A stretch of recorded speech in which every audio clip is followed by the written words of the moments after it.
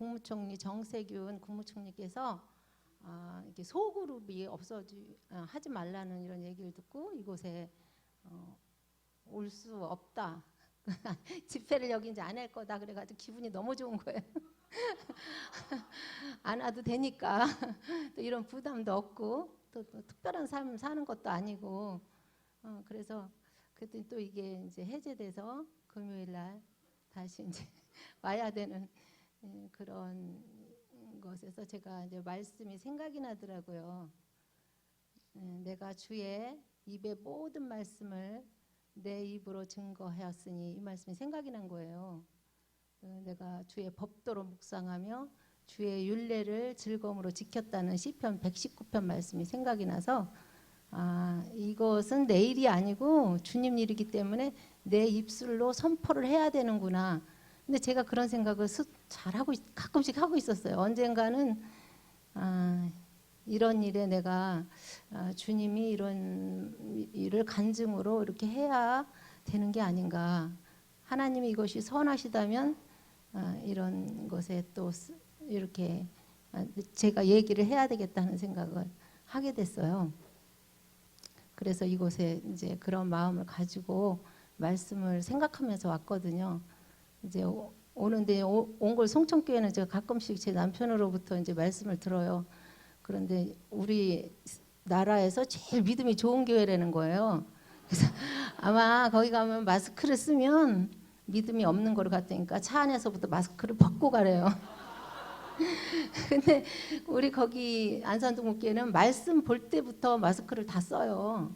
이게 코로나가 전파가 심하고 또 우리 아이들도 집에서도 그렇고 굉장히 이렇게 민감하고 그 코로나 때문에 이런 데 있다가 이곳에 오니까 마스크도 벗고 애찬도 또 이렇게 있는 교회가 없어요. 제가 볼 때는 여기뿐인 것 같아요. 그래서 너무 이게 성도의 사랑이 넘치는 교회로구나 이런 생각이 들었고 여기 전주에 정말로 이렇게 굉장한 인물이 났다 이런 생각을 제가 오면서 했어요. 우리 형제님께서 제가 유인가 형제님 말씀을 제가 GNTV를 통해서 듣고 있어요. 어느 때 밤새도록 켜놓고 들어요.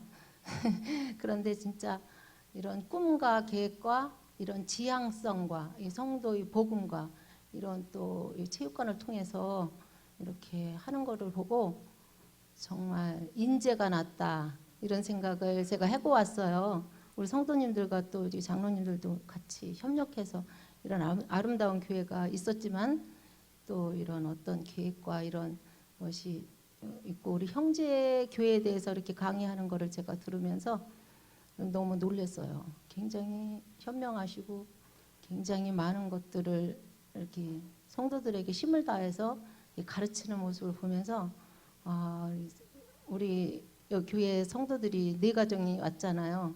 18명이더라고요.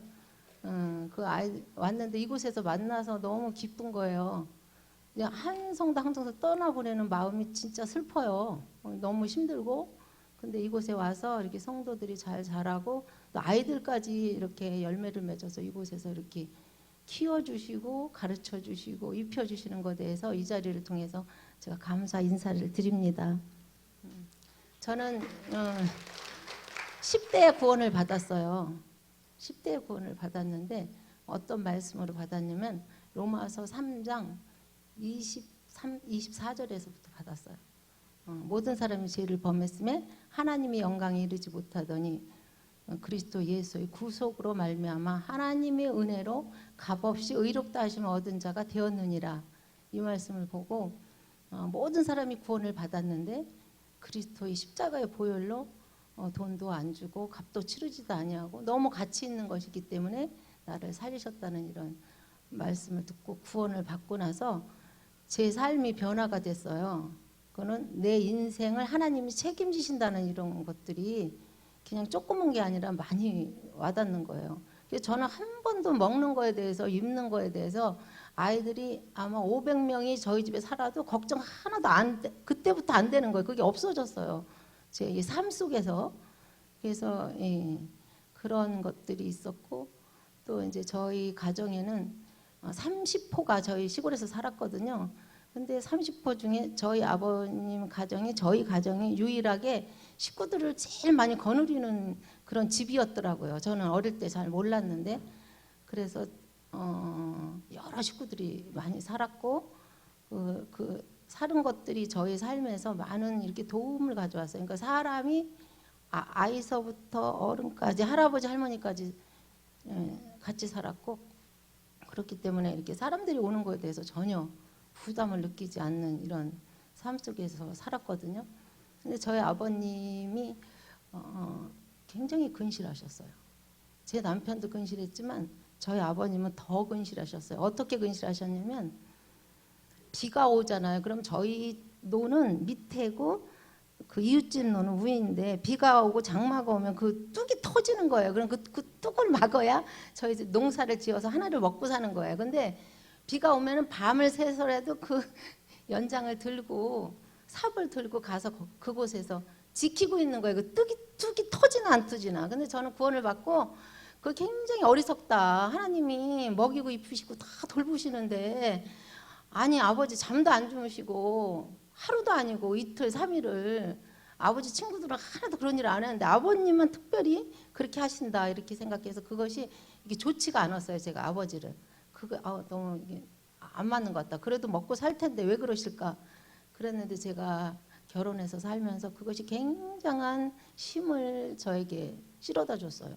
굉장히 어렵고 힘들 때 아버지는 잠을 안 주무시고 저렇게 가족을 돌보는구나. 이것이 제 인생에 굉장히 큰 유익을 가져왔어요. 그런데 저희 아버님이 맏아들이고 그 동생들이 7명에서 8을 낳으셨어요. 할아버님께서. 근데 아버님이 그 일을 책임을 지시고 동생들을 키우고 가르치고 그다음에 장가 시집을 다 보내는 거예요. 근데 그게 뭐 대수롭지도 않게 이렇게 생각이 됐는데 이제 제가 결혼을 한다니까 아버님이 굉장히 반대가 심하셨어요. 왜냐하면 홀 시어머니는 너는 못 모신다 이러는 거예요. 홀 시어머니는 장난이 아니니까 글로 가지 말어라. 근데 저는 그게 모르고 아버지가 사탄이라고 생각했어요. 아니 나는 믿는 대로 가려고 그러는데 아버지는 그렇게 그런 거를 그렇게 반대를 하시냐. 그래가지고 반대를 보통 한 게 아니라 그냥 제 소지품을 다 태우는 거예요. 그러니까 성경책 이런 거 다 불살르고 방에 있는 모든 제 작품, 제가 그림 같은 거 좋아해요. 그림도 그려놓고 이런 거 다 그냥 어느 날 12시에 한밤중에 가보니까 막 불이 타고 있어요. 근데 전 그것으로 끝나는 줄 알았더니 그 후에 하나님께서 이제 아버지를 징계를 하시는 거예요. 그래서 저희 집 소가 있어서 소가 있는데 3마리인가 이렇게 돼요. 그런데 그 소가 아프기 시작하는 거예요. 근데 아버님이 저희들을 뭐 쓰다듬고 예뻐하거나 이러진 않았는데 아침에 일어나면 소를 그렇게 쓰다듬고 긁어주고 그게 짐승을 끓이는 거를 제가 봤어요. 그러니까 소를 굉장히 사랑한 거죠. 근데 그 소가 아파버리는 거예요. 근데 하루도 아니고 한 달도 일어나질 못하고 주저앉은 거예요. 그래서 엄마하고 제 동생들이 그거를 막 소를 막 먹이고 뭐 약을 먹이고 이러시는데 저희 아버님이 제가 경옥이잖아요. 경옥이한테 기도를 소안간에 와서 기도를 좀 해라. 그러면은 그 소가 나올 수 있을 거다. 이제 이렇게 얘기를 하신 거예요. 그래서 이제 제가 그러지 않아도 제가 가서 기도하지요. 그래서 이제 기도를 했어요. 근데 한 달 후에 그 소 3마리가 다 이렇게 일어났어요. 그런 일들이 번번이 있었고 제가 또 구원을 받으니까 동네 애들을 다 끌고 다니는 거예요. 그래서 욕을 참 많이 먹었어요. 왜냐면 그때는 농사 짓는 철이라 주일날만 잡아서 일을 하잖아요. 일꾼들이 부족하니까. 근데 주일날 아침부터 동네 한 바퀴를 돌아서 애들을 전부 끌고 교회로 가니까 동네 사람들이 이제 그런 일이 있었고 그랬어요. 그래서 이제 제가 이렇게 결혼을 해보니까 저희 집이 그러니까 저희 결혼하면서 집안 식구가 모이기 시작했어요. 다 이렇게 떨어져 살고 어머니는 또 딴 데 가서 계시고 그런데 보니까 저희 이제 집이 다 허물어진 거예요. 제가 볼 때 허물어지고 기둥 하나 이렇게 세울 곳이 없는 거예요. 그런데 잠언 14장 말씀이 생각이 나더라고요. 지혜로운 자는 그 집을 세운다. 근데 지혜가 뭔지 모르잖아요. 제가 26에 결혼을 했는데 지혜가 뭔지 몰라서 하나님 앞에 그렇게 기도를 많이 했어요. 하나님 이 집이 세워져야 되는데 지혜가 없습니다. 저도 지혜가 없고 우리 집 모든 식구가 지혜가 없는데 이 지혜를 저에게 허락해 주십시오. 그런데 보통 기도한 게 아니에요. 밤낮을 가리지 않고 어느 때는 15일을 물도 안 먹고 했어요. 저는 그 음식이 뭔지 몰랐어요. 그 음식을 언제 해봤냐면은 그때 뭐 책도 나온 시절도 아니고 제가 70년도 그러니까 책이 뭐 그 음식에 대한 책이나 뭐 책방 있는 것도 아니고 근데 어떻게 그 음식이 되냐면은 제가 구원을 받고 우리 식구들 동생들이 너무 그 구원을 받지 못해서 괴로움이 오니까 그냥 저절로 굶어진 것이 그 음식이더라고요. 막 지옥이 막 보이고 그러니까 이 지옥 가지 않기 위해서 십자가의 보혈로 인도하기 위해서 금식을 그때부터 시작한 것이 결혼을 해보니까 결혼해서 또 이 가정을 세워야 되니까 또 금식이 되는데 이 지혜가 뭘까? 지혜. 지혜. 하나님을 경외하는 것이 지혜의 근본이다. 그 하나님을 경외하는 것이 뭘까? 하나님 경외하는 것은 경건한 삶인데 경건한 삶은 또 뭘까? 이러면서 깊이 들어가 보면은 이 마음이라는 생각이 들어요. 이 마음이 건강하고 마음이 즐거워야 이런 일을 할 수 있는구나. 그런데 저희 집에는 시삼촌이 계셨어요. 시삼촌이. 그러니까 제 남편의 작은 아버지. 결혼을 안 하고 저희가 먼저 했어요. 같이 살게 됐어요. 그다음에 이제 할머니, 어머니는 같이 살았고 또 도련님들도 있었고 또 이제 시할머님이 계셨는데 시골에서 계셨어요. 근데 시골에 내려가 보니까 할머니가 돌아가시게 생겼더라고요. 누군가가 보호살핌이 없으면 돌아가시게 생겼어요. 그래서 제가 남편들어 할머니 모셔와라. 그래서 할머니하고 같이 이제 살게 됐어요. 그러니까 이 집을 세워야 되는데 제일 문제가 되고 제일 심각한 사람부터 이제 제가 이제 생각이 나게 되는 거예요. 근데 우리 시작한 아버님은 술을 날마다 잡수는 거예요. 그래서 동네에서도 아예 제쳐놨고 삼천교육대라고 있었어요. 그 전에 거기도 갔다 오신 분이고, 그러니까 아예 취급을 받지 못하는 그런 분이시더라고요. 그래서 식구들도 다 외면하고 다 뭐 한 번 술을 잡수고 오면은 동네가 다 그냥 저기고 경찰이 오지 않으면은 이게 되지 않고 칼은 뭐 수시로 들고 다니고 이러는데 또 저희들이 결혼하니까 막 방문을 막 그냥 차고 이렇게 행패를 부리야 이제 새벽 2시, 3시 돼야 주무셔요. 그런데 제가 그 작은아버지를 보면서 이제 들었어요. 저 할머니한테 작은아버지의 인생을 들었어요. 그랬더니 젊어서 이렇게 어떤 공부하고 싶은데 못했고 결혼도 반대해서 그것이 사랑하는 여자하고도 못했고 또 뭣도 못했고 이래가지고 작은아버지가 이렇게 삶이 삐뚤어졌다. 누군가의 도움이 필요한데 이 도움을 주지 못했다. 그러는 가련한 생각이 제가 많이 들었어요. 그래서 이 식구들은 다 반대하고 미워하고 동네 사람들도 하지만 제 마음속에는 이상하게 저 작은아버지를 어떻게 좀 해봐야 되겠다. 그래가지고 제 작은아버지하고 저하고 이 얘기를 하게 돼요. 이 얘기를 하게 되는데 이제 술 잡수고 나서는 이 얘기를 못하고 괜찮아요? 그래요? 술을 잡술 때는 제가 얘기를 못하죠. 굉장히 행동이 거칠으니까. 근데 이제 술 깨고 나면은 아침에 이제 얘기를 하게 되는데 그 작은아버지하고 저하고 얘기가 굉장히 소통이 잘 되는 사람이더라고요. 보니까. 그러니까 이렇게 지혜로운 사람인데 또 아는 것도 많고 판단도 옳은데 이렇게 험난한 세상을 살다 보니까 저렇게 상처를 받았구나. 그런 생각을 했어요. 그래서 작은아버지하고 많은 이런 좋은 교제를 하게 됐어요.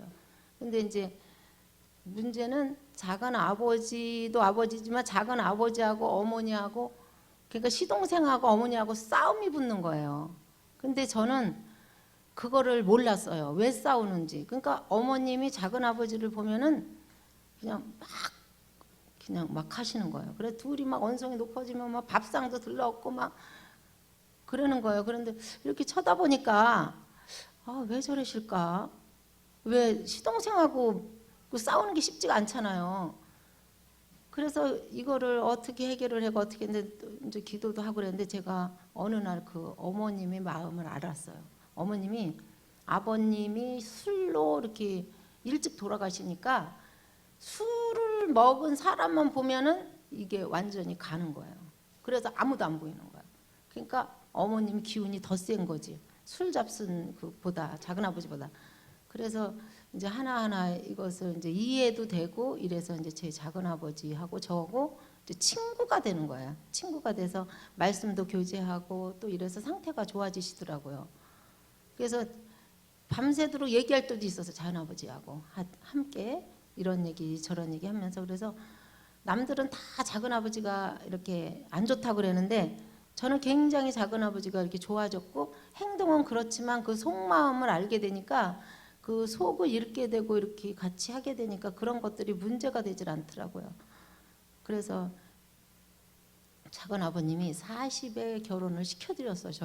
저희 집에 있으면서. 그래서 40에 결혼을 했는데 작은 엄마하고 작은 어머니하고 작은 아버지는 저하고 틀리잖아요.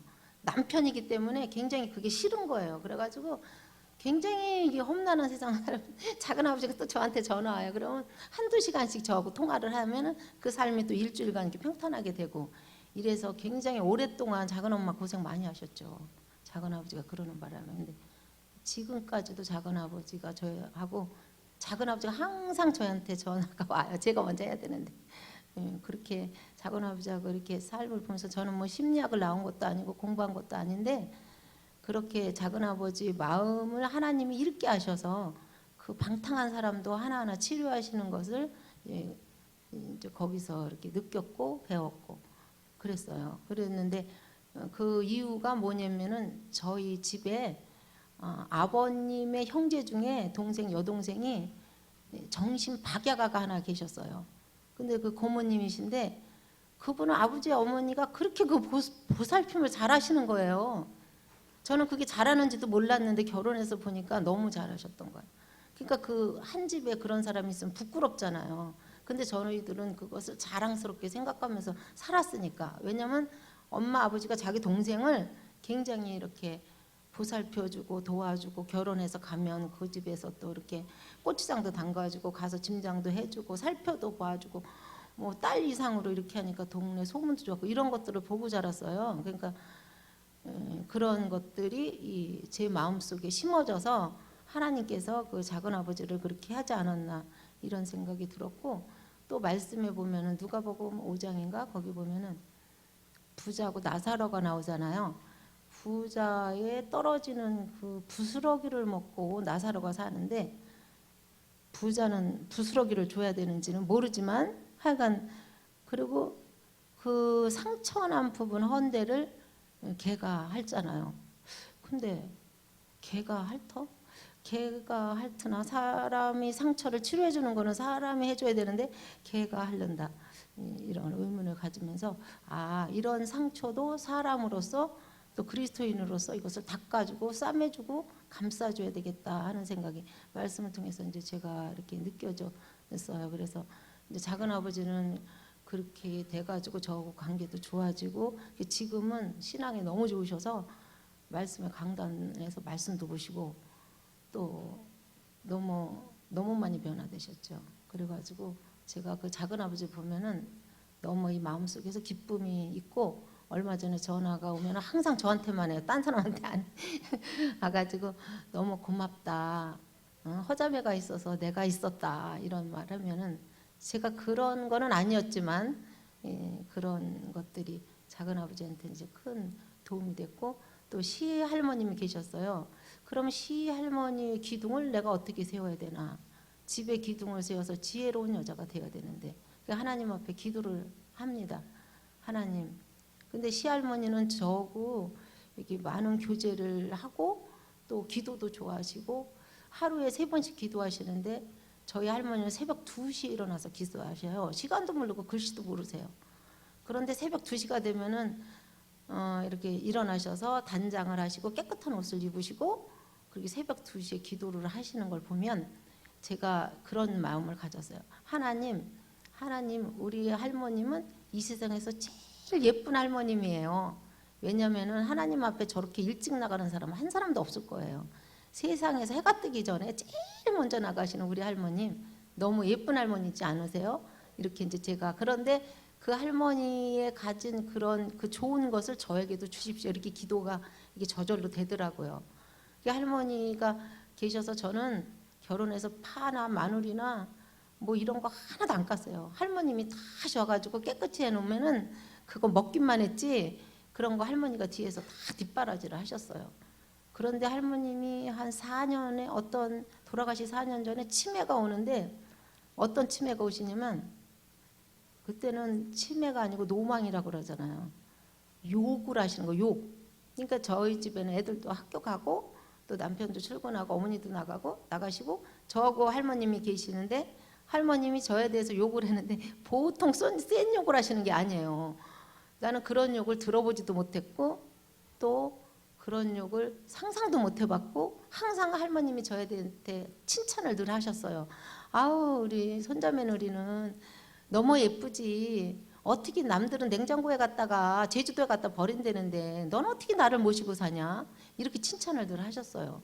그래 할머니가 이제 4년 정도, 3, 4년 동안 이렇게 뇌가 이제 망가지면서 치매가 오시는데, 이제 욕을 막 하시는 거예요. 욕을 하루 종일 욕을 해요. 그래서 가만히 생각하면, 제가 욕을 먹으면은 되게 기분이 나쁘잖아요. 응? 부모님한테 욕 먹고 그러면 기분 나쁘죠. 그런데 그 욕이요, 너무 웃기는 거예요. 그래서 내가 막 웃었어요. 할머니 지금 뭐라 그러시는 거예요? 아니 너한테 욕 안 했는데, 이러시는 거예요. 그러니까 속에 있는 거를 겉으로 이렇게 표현하시는 거로 생각이 들어요. 그렇게 욕을 거칠게 하시고 그러는데, 그 욕이 욕으로 안 들리고 어떻게 그게 내가 웃음으로 바꿀 수 있었을까? 참 그게 이해가 안 됐어요. 지금도 이해가 안 돼. 그 하나님 마음이겠죠. 나 지금 할머니가 일어나셔서 다시 저한테 욕을 하면 지금도 그렇게 웃을 수 있을까? 이런 생각을 하는데, 하여간 그렇게 할머니하고 좋은 관계를 맺었는데, 이제 할머님한테 용돈 드리는 분이, 저희 남편이 용돈을 할머니한테 드려요. 그때는 뭐 도련님들이 돈을 이렇게 많이 볼 때도 아니고, 근데 이제 작은 아버님이 이제 어렵게 살으니까 그 돈을 꼬개꼬개 모았다가 작은 아버지가 생일 되시면 그거를 이제 꼭 돈을 주고, 또 오시면 그 돈을 쌌다가 주는 거예요. 아니, 돈을 제가 용돈을 드리는데 우리한테는 하나도 안 쓰고 그 돈을 아들한테 준다는 게 말이나 될까? 이런 생각이 이렇게 지나갈 때도 있었어요. 근데 이제 그거는 저기고, 이제 작은 아버지가 오신다는 소식을 들으면 할머니한테 용돈을 더 많이 드리면서, 할머님 이거 작은 아버지한테 드리세요. 그러니까 할머니가 기분이 너무 업되셔가지고 한 달 이상은 그 기분을 멋으로 살아. 야, 네가 최고다. 어떻게 그런 생각을 했냐. 그러니까 할머니한테 용돈을 더 많이 드리면 그거를 쌌다가 누굴 주냐면 가장 어렵고 가장 힘든 자기 아들한테 그걸 주는 거야. 그러니까 할머니 모신 것은, 뭐 제가 모셨다 그래 할 말도 없어요. 할머님이 저를 모신 거지. 근데 모신 것은 호적상으로는 제가 모신 걸로 되지 않고, 작은 아버님이 그때 공무원, 학교에 어떤 이렇게 일하는 그런 공무원이 되어서 이제 뛰어들었어요. 그거 뭐 나온다고 그래서 보조금이 나오고, 또 아파트 같은 거 당첨될 때 1순위로 된다 그래서 제가 모신 걸로 돼 있지 않고 작은 아버님이 모신 걸로 돼 있어요. 그런데 제가 이런 할머니하고 같이 살면서 이렇게 있었고, 그 할머니하고 저하고 있으면서 제가 한 가지 해야 될 일을 생각을 하게 됐어요. 뭐냐면은, 할머니를 모시면서 할머니에 대한 안 좋은 거를 내가 식구들이나 작은아버지나 어떤 사람에게도 하지 말아야 되겠다는 마음이 제가 들었어요. 그래서 한 번도 할머니에 대한 어떤 허물이나 이런 것들을, 또 할머니가 살면서 부딪히는 이런 것들을 제가 식구들한테 얘기를 안 했어요. 지금도 안 해요. 저 어머니에 대한 얘기를 얼마나 어머니하고 많이 부딪혔는지. 그렇지만 그 얘기는 아무한테도 안 하고 제가 하나님한테만 하게 하시더라고요. 그래서 이제 할머니하고 이런 관계를 가져서 그런지 저에 대한 욕을 누가 하잖아요. 교회에서 뭐고 얼마나 허물이 많아요. 근데 그게 되게 이렇게 반응이 제 마음속에서 좋은 거예요. 욕을 먹어도 대신 욕하지 않을 수 있고, 욕을 먹어도 그게 뭐 아유 그럴 수 있지, 뭐 안 좋은 건 더 없을까? 이렇게 다시 반문할 수도 있고, 할머니가 살면서 그 좋은 것을 저에게 하나님이 주셨어요. 그리고 이제 할머님은 그렇게 해서 좋은 관계를 갖게 하셨고, 또 어머니는 어머니하고 저하고는 또 이렇게 다르더라고, 색깔이.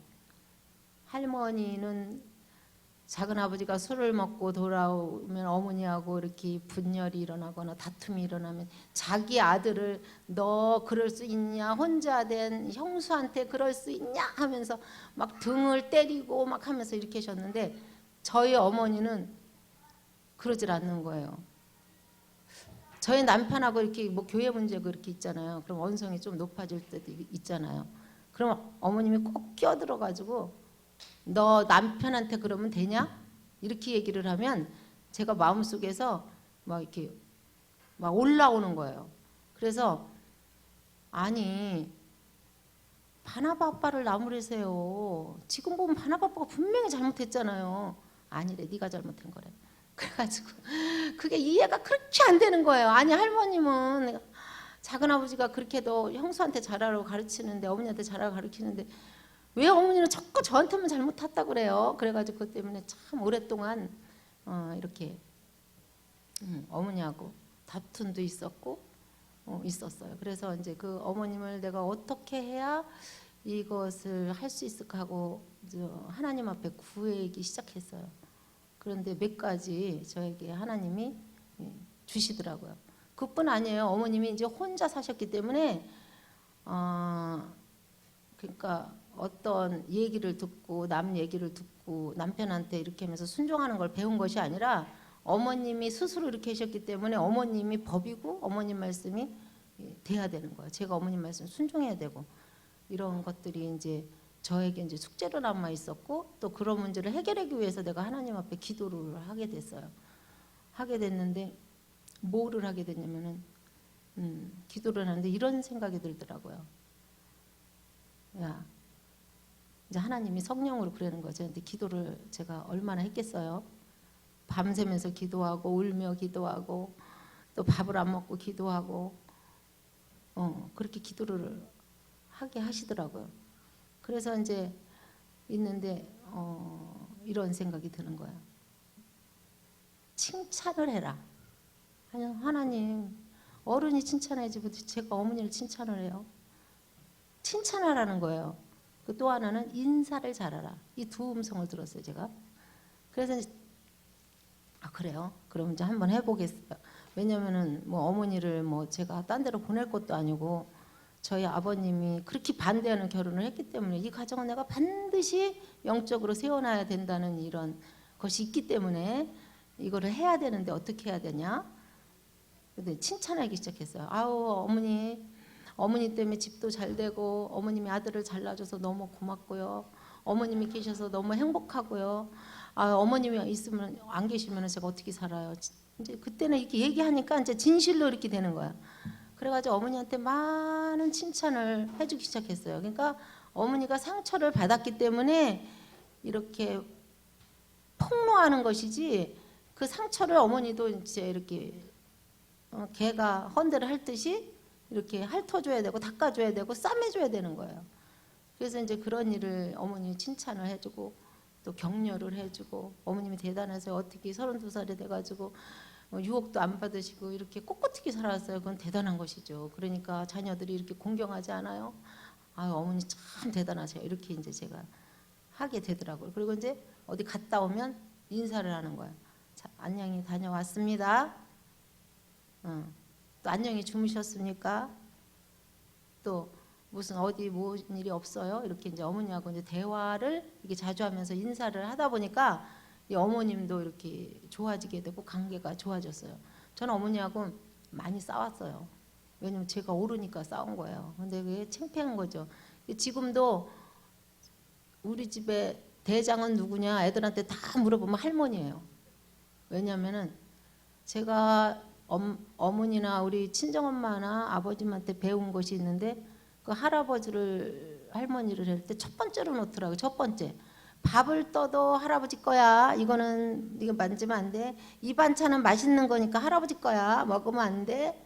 또 뭐 이거는 할아버지 거야. 이렇게 하셨던 거예요. 저도 모르는, 그건 뭐 평상시에 일어나요. 근데 결혼을 해보니까 저도 모르게 시장에 가요. 엄마 뭐 사? 먹을 거 과자 좀 사와. 그러면 제가 과자를 사는데 무슨 과자를 샀을 것 같아요?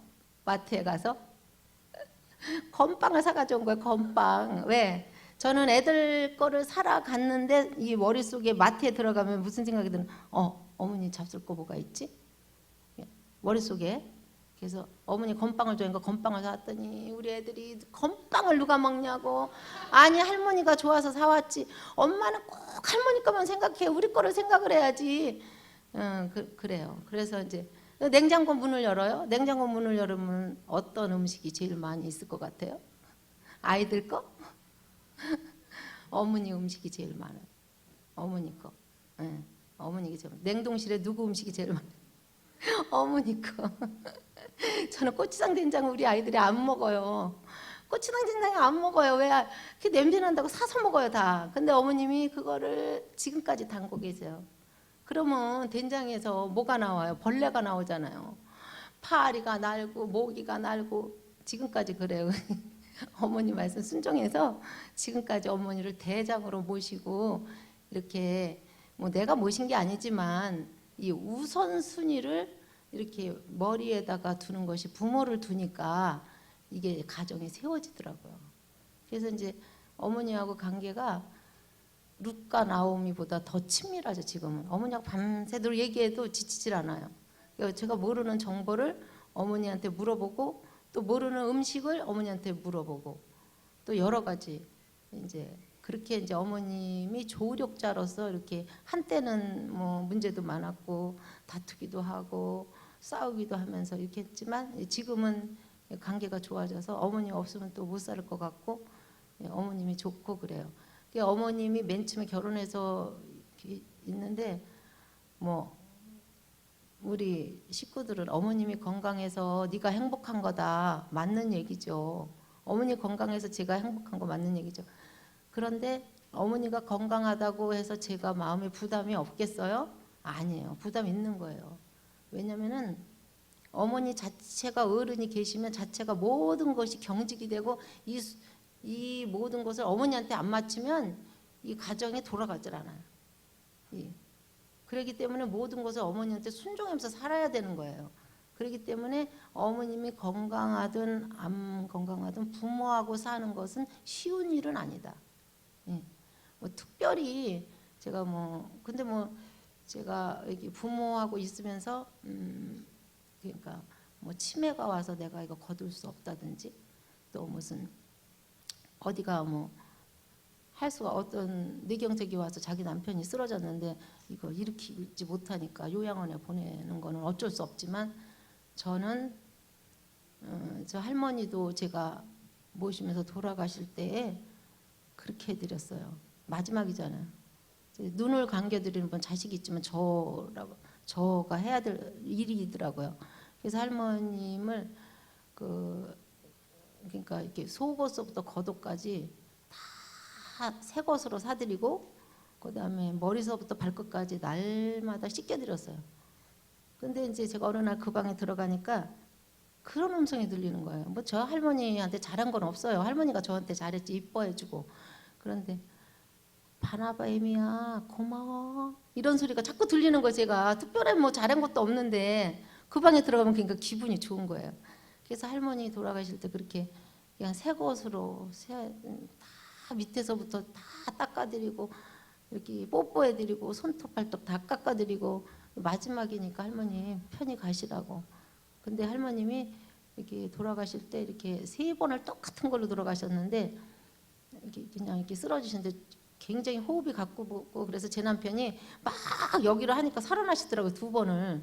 근데 두 번째 그러시더라고요. 야 바나뱀이야 내가 지금 잠을 너무 깊이 잠자는데 내가 다음에 이런 모습으로 내가 있으면 깨우지 말아라.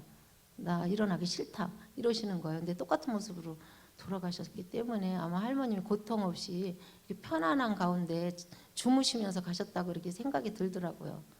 그래서 이제 그리고 어머니하고는 이제 그런 관계. 어머니하고는 13년 돼서 어머니하고 부딪혔어요. 그동안은 잘 지냈어요. 어머님을 13년 돼서 제가 알은 거죠. 그래서 알아가면서 또 제 마음이 교만했기 때문에 그런 걸 못 받은 거지, 주님 안에서 겸손하면 받을 수가 있죠. 그래서 저는 성도님들한테 그런 얘기를 해드리고 싶어요. 부모를 모셔라. 부모를 모시고 살아라. 저는 어머님이 계시면서 저희 어머님이 그러니까 마치 보석과 같이 어느면은 이 동네의 도서관이라 할까, 이런 아주 귀한 거를 제가 가지고 있는 거예요. 어머니 가지고 있는 게 아니라 제가 가지고 있는 거예요. 저는 보람을 느껴요. 그런데 가만히 생각해 보니까 저희 어머님이 저를 가르쳐 준 것도 아니고 또 입혀준 것도 아니고 먹여준 것도 아닌데, 제가 그 남편의 어머니를 모시는데 어느 날 그런 생각이 드는 거예요. 저희 친정엄마는 나를 입혀주고 가르쳐주고 먹여주고 기도해주는데, 저희 친정엄마는 내가 하나도 해드린 게 없네. 용돈을 줘도 안 받으셔요. 도로 줘요. 저는 너 쓸 일 많잖아. 그래가지고 용돈을 못 드리겠는데, 그래서 어느 날 저희 집에 오신다 그래서 오셔서 밥을 해드리는데 제가 기분이 좋은 거예요. 왜냐면 내가 그동안 엄마한테 얻어먹은 거 26년간 있었는데, 내가 여태까지 엄마를 이렇게 밥도 한 번도 못 차려드리고 그랬는데, 이번 기회에 엄마를 맛있는 음식도 해드리고 이렇게 기회가 있어서 좋고, 또 이제 지금은 어머님이 이렇게 힘이 없으시니까 빨래를 벗어놓더라고요. 그래서 제가 얼른 빨았어요. 너무 기분이 좋은 거예요. 엄마는 나의 빨래를 많이 해줬는데 이번 기회에 엄마 빨래를 해줘서 너무 좋겠다, 이런 생각이 들어서 빨래를 하면서 기분이 되게 좋았고, 또 저희 시어머님이 이렇게 있다가 속옷을 벗어놓으면은 제가 얼른 빨고 싶은 마음이 들어요. 왜냐하면 거기에 이렇게 똥이 묻었다고 할지라도 그것은 제가 빨아야 되기 때문에 그것을 조금도 이렇게 어색하거나 그러지 않고 그냥 벗어놨다 하면 제가 손으로 막 빨아요. 왜? 저는 똥을 많이 만지고 살았어요. 애들 많이 키우다 보니까. 그래서 그런 그 어머니와의 관계가 조금 회복되면서 지금은 이제 어머니 또 할머니 작은 아버지 이렇게 다 회복돼서 좋은 가정들을 가져서 너무 감사가 되는 거예요. 그래서 이제 두 도련님들은 믿음이 있었지만 이렇게 뭐 이렇게 저기 좋게는 안 했어도 지금 결혼해서 너무 잘 살기 때문에 감사가 돼요. 그 후로 이제 제가 입양이라는 것을 이렇게 되는데, 저는 입양을 그때 당시 20대이기 때문에 입양을 생각을 못했어요. 근데 제 남편이 그 교회에 저기가 있더라고요. 산부인과 의사가 있었어요. 거기다 부탁을 해놓은 아들 하나 있으면은 버려진 애를 나한테 달라. 20대 같아. 그리고선 4년 만에 아이가 와요. 근데 그 아이가 이제 낙태 아이인 거예요. 그러니까 3개월 전부터 계속 뛰려고 그런 거예요. 근데 이 의사가 믿는 의사기 때문에 뛰지 말아라. 그래가지고 거기 부탁한 그 형제님이 병원은 아닌데 다른 병원, 양령자 산부인과 여자분인데 그리스도인이기 때문에 낙태는 못 해갖고, 그래서 그 애를 계속 달려가면서 7개월인가 8년 만에 낙태를 시작합니다. 근데 걔가 이제 살아나온 거죠. 그 애를 제가 키웠으니 나는 뭣도 모르고 받은 거죠. 근데 이제 5년 동안 울기 시작하는데 걷잡을 수 없는 거예요. 할머니, 제 남편 2시에 그때 일어나고 그랬잖아요.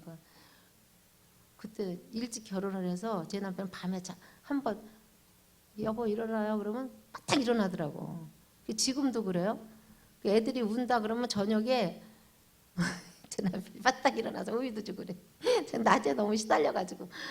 그래가지고 그 아이를 여러 명이 이렇게 키우고 이렇게 우리 아이가 이렇게 성장하게 돼요. 그래서 이제 그 아이가 있으면서 키우면서 많은 어려움이 있었지만 목숨을 걸어야 되는 또 위태로운 일. 그러면은 이 아이가 나에게 내가 이런 일로 죽으면 순교일까? 이 정도로 그 삶이 그러니까 아이하고 그게 커뮤니케이션도 안 되고 대화도 안 되고 어떻게 말로 해도 안 되고 눈물 흘려도 안 되고 글을 써도 안 되고 이게 어떻게 돼야 돼? 지금은 변화가 돼서 제가 얘기할 수 있어요. 근데 그때는 그랬어요. 그래서 이제 어느 날 걔가 이렇게 오바이트를 한 거예요. 오바이트를 했어. 근데 사촌에 가고서 자고 자기도 잠에 들었는데 제가 그걸 치워야 되잖아요. 채워야 되는데 제가 그렇게 기도가 되더라고. 하나님, 내가 이 오바이트 한 거 얘의 음식물을 내가 다 먹어서 얘가 변화가 됐으면 내가 남김없이 먹겠습니다. 이런 마음이 그냥 드는 거예요. 그래가지고 하나님, 이 아이가 정상적인 아이로 잘 자랐으면 좋겠다 이런 기도를 하면서 그런 날들이 있었어요. 그리고 걔하고 막 이렇게 안 좋은 일도 있었고 다툼도 있었고 막 이랬어요. 그래서 이제 그 아이를 이렇게 키우고 나서 제 남편에게 그때서부터 입양을 이제 하자 그랬죠. 입양을 해라. 근데 저를 그때 어디로 데려가냐면 고아원을 데려가는 거예요. 1년에 한두 번씩. 왜냐면 고아원에 갔다가 이렇게 음식도 주고 그다음에 또 먹을 것도 주고 아이들을 만나고 또 초청을 해서 우리 집에도 오고 그래라는 거예요. 고아원에 갈 때까지 싸우는 거예요. 왜? 이 아이가 자라려면 무슨 내가 뭐 그거 줘가지고 아이가 자라는 것이 아니다. 이 한 아이를 키우려면 가정에 데려와서 가정이 무엇인가, 부부가 무엇인가, 또 부모가 무엇이며 우더른이 무엇인가를 가르치면서 이 생활이 변화돼야지. 그것은 아니다. 뭐 1년에 한두 번씩 뭐 사다 주고 뭐 해주고 이거는 돌아보는 게 아니고 이거를 하는 게 아니다. 이제 이렇게 생각이 들어서 그것 때문에 진짜 많이 싸웠어요, 제 남편이. 근데 제가 의심스러운 게 한 가지가 걸리는 거예요. 아니, 주님 일은 남편을 통해서 이루어진다는데 왜 내 마음이 이럴까? 이런 생각을 했어요. 아니, 주님 선교 나가는 것도 형제님들이 했지 자매님들이 하는 것도 아니고 또 무슨 일이면 형제님들이 결정해서 하는 건데 왜 내가 이렇게 주장을 하고 있을까? 근데 마태복음에 누가복음에 마리아를 볼 때 예수님이 잉태할 때 요셉한테 나타난 게 아니라 마리아한테 나타나더라고요. 가브리엘 천사가 마리아한테서 너에게 아들이 있을 것인데 그 아들을 낳을 거다. 그러면서 이렇게 하니까 주님 뜻대로 되시옵소서 이렇게 하잖아요.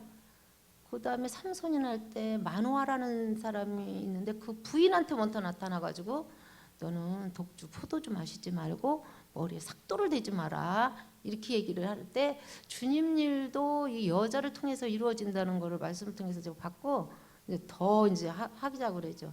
근데 그때는 입양이라는 것이 흔치도 않고 입양이라는 것이 쉬쉬쉬쉬 막 이렇게 됐기 때문에 이거를 입양을 이렇게 하기가 또 기관에 가서 하기 또 원치 않고 그래서 제가 10년 동안 얼마나 기도를 했는지 날마다 울면서 얘기했어요. 왜냐하면은 가진 게 많아요. 제가 건강을 가졌어요.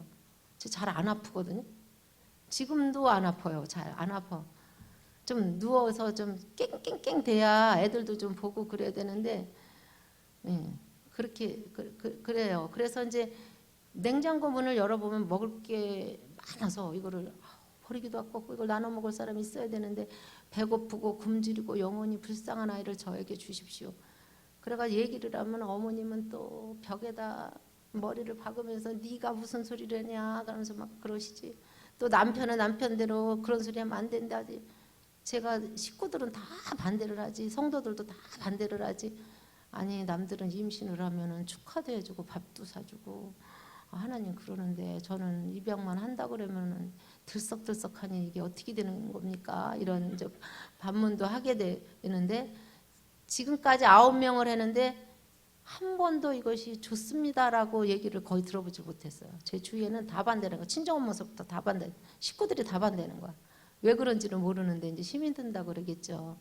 그래가지고 이제 그 아이들을 이제 10년 만에 제 이모님이 계셔요. 이모님이 계신데 그 이모님이 천주교를 다니셔요. 그래서 내가 전화를 하니까 입양하는 데가 많아. 얼마든지 할 수 있어. 이래는 걸 제가 그날 얼마나 기뻤겠어요. 10년 동안 기도를 했는데 그러니까 큰애 거를 하나도 안 버린 거예요. 하나도 안 버렸어. 베네 쪼고리, 신발, 뭐 장난감, 책은 할 것도 없고 그 아이 신발 배기 때 신었던 거 뭐 거기 걔 필수품은 그대로 놔둔 거 언젠가는 하나님 이 뜻을 이룰 거라는 것이 10년이 걸렸어요. 그래서 가서 얘가 남자아이니까 또 여자아이를 데려오면은 또 이게 또 이게 이상한 일이 벌어질까 봐 걱정이 돼서 남자아이로 신청을 해고 왔어요. 그래서 남자아이로 신청했더니 바로 오라고 그러더라고요. 태어난 지 하루인가 됐는데 바로 오라고 그래서 가서 거기서 이제 그 사람들을 또 어떻게 그냥 할 수가 없어서 돈 좀 한 100만 원인가 그때 들었어요. 그래서 그 생명의 집인데 거기에는 경기도에 있거든요. 근데 거기에는 어떤 기관이면 미혼모만 관리하는 분들이더라고요. 나는 그런데 참 천주교는 구원은 못 받았어도 그거 하나는 잘 만들어놨다. 이 낙태를 하지 않고 미혼모하고 이 아이하고 떨어지는 관계 속에서 이렇게 좋게 떨어져서 이 아이가 이렇게 정상적으로 살 수 있도록 그런 기관을 프로그램을 진행하는 곳이더라고요. 그래서 이 아이가 학교도 안 가. 학교도 안 가요. 어디로 가? 나쁜 길로 갈까 봐 이제 겁나는 거예요. 그럼 잠자리가 또 우리 집이 방이 4개밖에 없으니까 잠자리 제가 밤에 일어나서 보는 거예요. 남자가 어디 있고 여자가 어디 있나. 이게 이제 불안한 거야. 내가 이게 범죄치 말아야 되는데 어떤 아이인지도 모르겠고, 그러니까 이런 그 불안감이 있었는데 그런 것도 이 하나님 말씀으로 나를 이렇게 잘 이렇게 마음을 지키니까 이것들이 하나하나 세워지고, 이 눈을 바로 보고 이 눈꺼풀이 이게 굉장히 중요한 건데 눈꺼풀이 잘 살펴야 되겠구나. 그래서 이 아이들에 대해서 20대에는 영향력을 끼치는 것이 무엇인가, 이렇게 20대하고 애들하고 대화를 해야 되잖아요. 이 속마음을 부모한테 얘기를 해야 되잖아요. 그런데 20대에는 사춘기가 오기 시작하는 것 같아요. 교회도 가기 싫고 청년회도 가고, 여기는 이게 프로그램이 잘 돼 있어서 뭐 놀 때도 있고 그래서 참 이게 너무 귀한 거예요. 감사하셔야 돼. 그런데 이제 저희 교회는 그러지 못하니까 이제 아이들이 이렇게 방황을 할 때 그 아이들을 어떻게 교육을 하려면은 애들이 화가 나면은 말을 해주지 말아야 돼요. 가만히 듣고 있어야 돼요. 그 다음에 제가 안 하는 것은 왜 그랬냐, 왜를 제가 빼놔요. 왜? 너 왜 그랬어? 이렇게 하면은 기분이 나쁠 것 같아서. 그리고 그 다음에 이제 화가 가라앉은 다음에 이제 걔하고 이렇게 얘기를 하면서 영향력을 줘야 되잖아. 그 다음에 지향성을 내가 아이들한테 이런 방식으로 인생을 살아라 하고 지표의식을 이렇게 줘야 되는데, 그거하고 이렇게 두 가지를 제가 하고 있는데 지금은 아이들하고 대화를 진짜 잘하고 있어요. 많이 돼. 그래가지고 제 큰애도 지금 말씀을 아침에 가서 걔하고 둘이 보고 기도해주고, 걔가 30살이 넘었는데 엄마하고 기도하고 말씀 보고 그 쉽지 않잖아요. 어느 날은 가정집회를 우리 하는데 가정집회 안 나와요. 그래서 나는 제가 가정집회 나오게 해주세요 이렇게 기도했는데 어느 날 그게 아니더라고요. 내가 그러면 안 되겠다 하면서 걔한테 물어봤어요. 야, 내가 가정집회 안 나오는데 네 방에 들어가서 내가 하나님 말씀 같이 보면 안 돼? 그때 엄마 좋지, 하나님 말씀 봐. 그래서 이제 보기 시작한 게 지금까지 이제 보아주는데, 근데 이제 애들을 이렇게 그룹으로 하다 보니까 이게 잘 안 들어가는 것 같아서 한 명 한 명을 영적으로 이렇게 잘 키워야 되는데 안 들어가는 것 같아서 어느 날은 이렇게 1대1로 했어요. 1대1로 하니까 9명을 하다 보니까 새벽 1시에 끝나는데 내가 지쳐가지고 못 하겠는 거예요. 그래서 그룹을 나눴어요. 우리 형제님 계시면 이쪽으로 하고 나는 또 이쪽으로 하고 이랬는데, 이제 1대1로 하는 애들은 지금 2명 정도가 돼요. 둘은 항상 저하고 기도를 해주고 말씀을 봐주고 있으면은 밤새도록 걔가 자기 생각, 자기 마음을 이렇게 토해고 얘기해주고 또 저도 들어주고 얘기해주고, 이런 것들이 이 마음을 지킬 때 이루어지는 거로구나. 하나님 말씀을 지키고 하나님 말씀을 묵상하고 하나님 말씀을 경외할 때 이것이 가정에서나 이것이 이루어지는 것이 하나님 말씀이로구나. 하나님 말씀 없이는 이것이 되는 일이 없구나. 그래서 하나님 말씀을 이제 시간을 내서 봐야 되잖아요. 아침에 어느 때는 여러분 저는 기도하는 거 되게 좋아하거든요. 근데 우리 주위에서는 기도하는 거 되게 힘들어요. 그런 사람이 있어요. 저는 기도 시간을 갖기를 참 많이 원해요. 저는 운동을 하게 되면 보통 1시간 가지고 여러분들 운동이 될 것 같아요? 1시간? 아니죠. 1시간 아니에요. 제가 해보니까 2시간 반에서 3시간을 해야 이 몸에 저가 그래요. 제가 그렇게 못하지만 1시간 가지고는 전 땀도 안 나요. 그래서 2시간이나 3시간 하면 이게 이제 몸에 있는 노폐물을 빠져가면서 이렇게 되는데, 그러면 영혼에 있는 이 노폐물을 빼려면은 몇 시간이 걸려야 되냐? 이것도 마찬가지로 2시간 이상 투자하고 3시간이 걸려야 이 영혼이 치료가 되고 내가 강건해서 이 아이들을 보살피고 가정에 윤활유를 주고 또 부모와의 좋은 관계를 갖고. 부모만 좋아요? 부모만 모신다고 부모만 하는 게 아니라 부모의 관계되는 사람하고 다 관계가 좋아야 되는 거야. 예. 저도 그렇게 살아왔어요. 저 부모만 모신 게 아니라 저 동서들도 오면은 제가 다 시장을 봅니다. 다 봐요. 저 혼자 봤어요, 그 전에. 근데 아이들이 크니까 작년부터 그냥 버쩍버쩍 드는 거, 애들이 너무 커가지고. 그러면 동서들이 늦게 오던 일찍 오던 제가 말 안 해요. 아, 저희 집에 오는 것만 해도 감사하니까. 그래서 그런 거 나눠주는 거, 또 격려해주는 거, 도와주는 거, 이런 것들이 이렇게 가정을 세우는 일에 부모뿐 아니라 이웃 간의 관계, 자녀 간의 관계, 이런 것들이 다 이렇게 아름답게 되어야 된다 하는 생각이 드는데, 이 말씀과 기도와 찬양이 없이는 이것이 안 되는데 투자를 해야 된다 하는 생각이 들어요. 이게 뭐 학교에서 배우는 것도 아니고 대학교에서 무슨 이런 교육을 배우는 것도 아니고, 오직 경건은 하나님 말씀으로부터 오는데, 이 경건한 삶은 기도와, 세월이 악기라 때가 악하니라 마지막 때에 뭐를 해라 그래요? 전도해라 그래요? 아니잖아요. 전도 필요하지만 기도하라 그러죠. 기도 시간을 가지셔야 돼요. 그래서 이 기도를 통해서 이 힘이 나서, 이 힘으로, 영적인 힘으로 할 수가 있는 거예요. 웃을 수 있고 감사해 줄 수 있고 여유 있게 아이들 어떤 허물도 용서해 줄 수 있고. 아이들이 막 부모에 대해서 원망과 시기와 불평과 소리 지르고 이럴 때 그 듣기가 쉽지가 않아요. 저도 막 애들하고 막 싸웠어요. 네가 어떻게 엄마한테 그럴 수 있냐? 내가 너를 어떻게 키웠는데? 이런 말이 나올 수 있지만 그런 거 다 아이들이 입양했다 그래서 엄마 고마워요, 아빠 고마워요, 이런 애들 없어요. 엄마 고마워요. 엄마 왜 데리고 왔어? 이런 것 안 해주면서 엄마 왜 데리고 왔어? 이것도 해줘야 되는데 왜 우리 집은 이렇게 가난해? 이것도 안 해주고 말이야. 그러려면 차라리 나를 부잣집으로 보내지. 뭐 이런 경우도 많아요. 불평 원망이 많지만 그 애들을 치료해 주는 거는 부모잖아요. 물론 하나님이시지만 그걸 치료해 주려면 내가 하나님 앞에 강건하고 마음이 강건해야 되지 않나. 이러면서 해서 그 기도를 제가 어느 때는 못할 때가 있어요. 그러면 밖에 나왔다가 들어가서 아무것도 안 하고 기도 시작해요. 또 이제 어디 갔다가 또 무슨 일이 있으면 뭐 무시로 할 때도 많지만 어느 때 24시간 기도할 때가 밤새도록 부르짖죠. 지금도 부르짖고 있어요. 제가 그냥 뭐 부르짖지 않으면 살 수 없는, 하나님을 부르지 않으면 살 수 없게끔 환경이 그렇게 되니까 그렇게 지금도 이제 살고 있는데 뭐 여러분들에게 도움이 됐는지 모르겠어요. 간증 들어줘서 감사합니다.